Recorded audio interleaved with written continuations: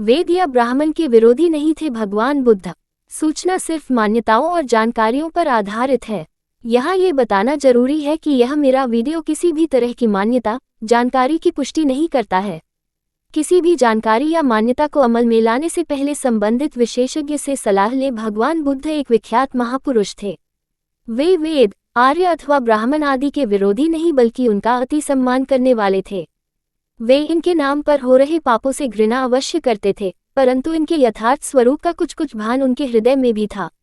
इस कारण उनके विचार इनके प्रति यथार्थवादी एवं आत्मीयतापूर्ण थे।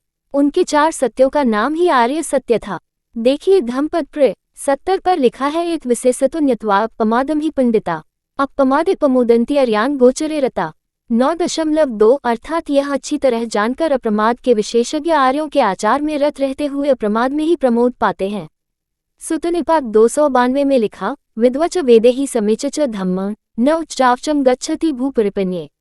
इसका अर्थ पम धर्मदेव जी विद्यामार्तंड अपने ग्रंथ वेदों का यथार्थ स्वरूप में करते हैं। जो विद्वान वेदों द्वारा धर्म का ज्ञान प्राप्त करता है, उसकी ऐसी डावाडोल अवस्था नहीं होती।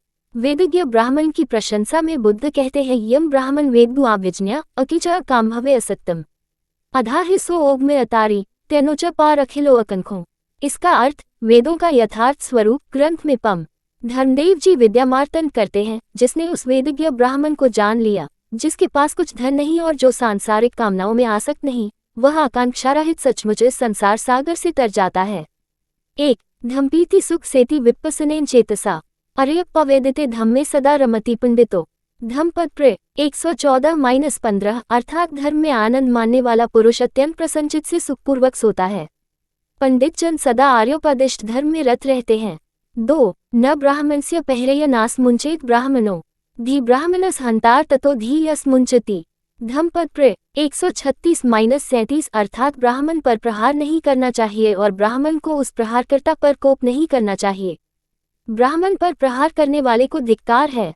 जो ब्राह्मण उस प्रहारकर्ता पर कोप करे, उसे भी उससे भी अधिक धिक्कार है। 3 न जटा ही न गोप्ते न जच्चा होती ब्राह्मणो यम ही सच्चम च धम्मो च सो सुचि सो च ब्राह्मणो।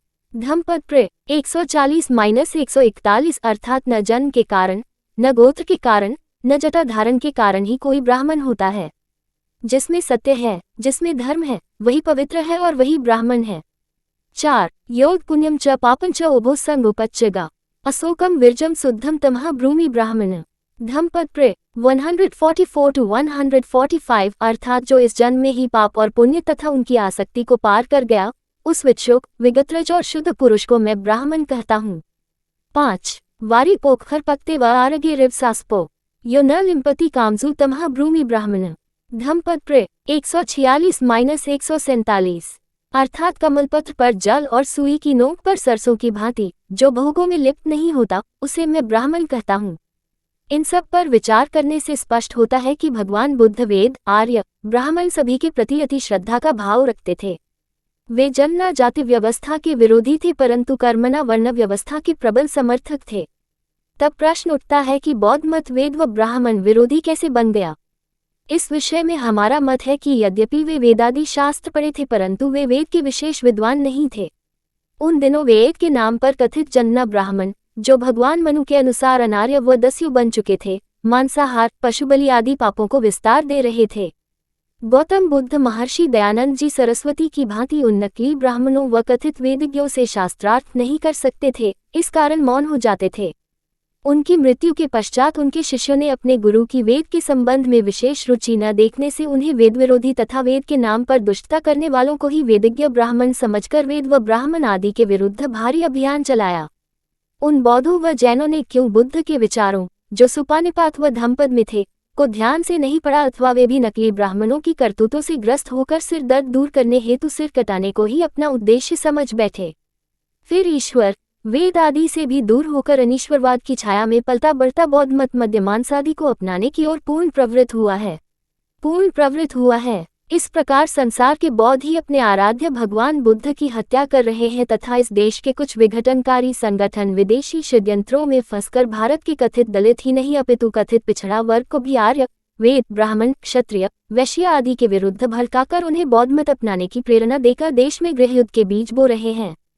ये लोग न बुद्ध को समझते हैं और न वेदादि शास्त्रों को, बल्कि विदेशी षड्यंत्रकारियों के षड्यंत्र में फंसे कठपुतली की भांति नाचते हैं।